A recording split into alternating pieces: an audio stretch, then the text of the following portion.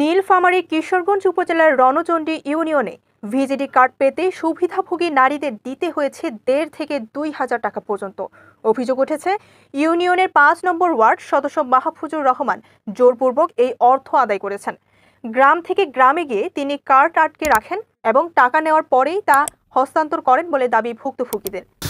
Card বাড়তি হয়েছে, সেটার কারণে নাম্বার ২,০০০ কোটি টাকা চাচ্ছে এবং কারো কাছে নিচ্ছে, আমার কাছেও চাইছে, আমি দেই নাই, এরকমই আছে। আপনার ওয়ার্ডের? আমার ওয়ার্ড ৫ নম্বর ওয়ার্ড। ৫ নম্বর। আপনার স্ত্রীর নাম কি? গোলাপী বেগম। গোলাপী বেগম। আমার নাম মোহাম্মদ আবু। বাফলা গ্রামের গোলাপী বেগম, সুমি বেগম, আলেয়া আক্তার সহ অন্তত ৫ জন নারী সরাসরি অভিযোগ করেছেন, টাকা না দিলে তারা চালের কার্ড পাননি। শুধু ৫ নম্বর ওয়ার্ডেই নয়, পুরো ইউনিয়ন জুড়ে এই ধরনের অনিয়ম হয়েছে বলে দাবি স্থানীয়দের। আমার নাম মুর্শিদা বেগম। আমি বিজিবি কার্ডের জন্য ৫ বস্তা চাউলের জন্য ১,০০০ কোটি টাকা চাইছে, আমি দিছি।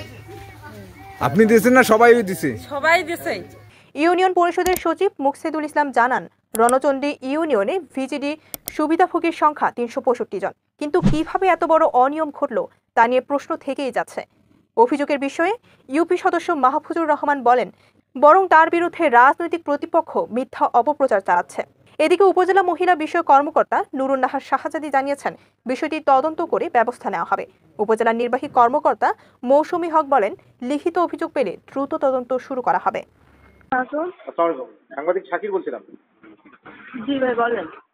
ওই যে আপনার রণচণ্ডী ইউনিয়নের ৫ নম্বর ওয়ার্ডের যে হোয়াটসঅ্যাপে দিয়েছেন দেখলাম, যে এখন মহিলাদের যে কাছ থেকে যে টাকাটা নিল, এই বিষয়ে আপনার কিছু জানেন কিনা এবং হচ্ছে যে আপনারা কোনো ব্যবস্থা নিলেন কিনা?